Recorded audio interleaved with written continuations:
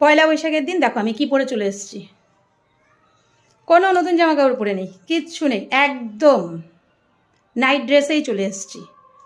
কোনো নতুন জামা নেই, কোনো জায়গায় যাওয়ার প্ল্যান নেই, অতএব কোনো জায়গায় যেহেতু প্ল্যান নেই তা কী করবো, কোনো কিছু করবো না, এখন এরকমই রেখে দেবো।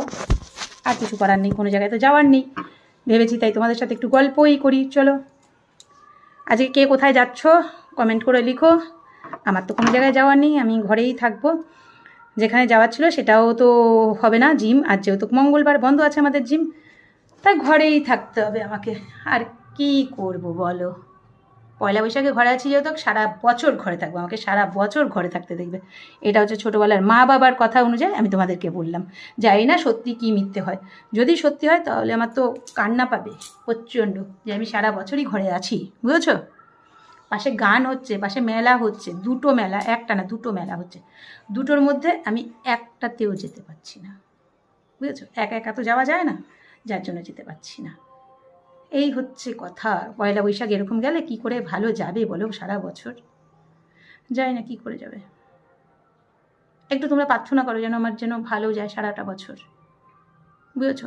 পয়লা বৈশাখের দিনই আমি এখনও স্নান হয়নি, কিচ্ছু হয়নি, ভালোই লাগছে না কিছু করতে, যার জন্যই কিছু করছি না। আমি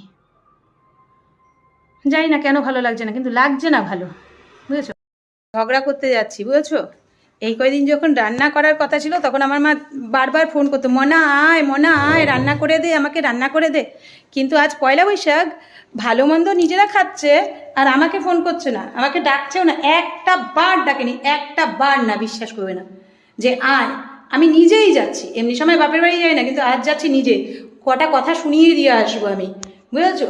কারণ এমনি সময় তুমি ডাকো রান্না করে দিয়ে যা, তুই রান্না ভালো করিস, রান্না ভালো করিস, একটা মাসের মধ্যে আমি কম করে 8-10 দিন রান্না করে দিয়ে আসলাম, তখন আমাকে ভালো ভালো বলেছে। কিন্তু এখন আজকে আমাকে কেউ ডাকেনি, শুধু আমার ভাই এসছে সকালবেলা আমার বাড়িতে, যথারীতি যেরকমভাবে এসছে, বাজার নিয়েই এসছে আমার ভাই, কিন্তু মার তো ডাকা উচিত ছিল না, মা তো ডাকেনি।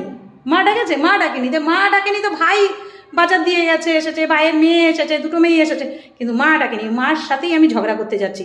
আমি ছাড়ার মেয়ে না, কিন্তু সে মা হয়েছে তো কি হয়েছে, বিয়ে দিয়ে দিয়েছে, আমাদেরকে পর বানিয়ে পুরো একদম একাকার করে দিচ্ছে। আমি তো নিজেরই মেয়ে না, নিজের মেয়ে না বলো।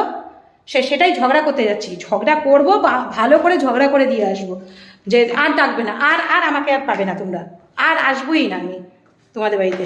পয়লা বৈশাখের দিন ঝগড়া করবো তো, পয়লা বৈশাখের দিন যদি ঝগড়া করে আসি, সারা বছরে আর যাবো না মায়ের বাড়িতে, 1 বছর। তখন বুঝবে মেয়ে কোথায়, মেয়ে কোথায়, বলে দেবো যে মরে গেলেও আর তোমাকে আসতে হবে না আমার মায়ের, আমার মরে গেলেও আমার খবর নিতে হবে না কোনো, ওরকমভাবেই থাকো তুমি, ওটাই বলে আসবো।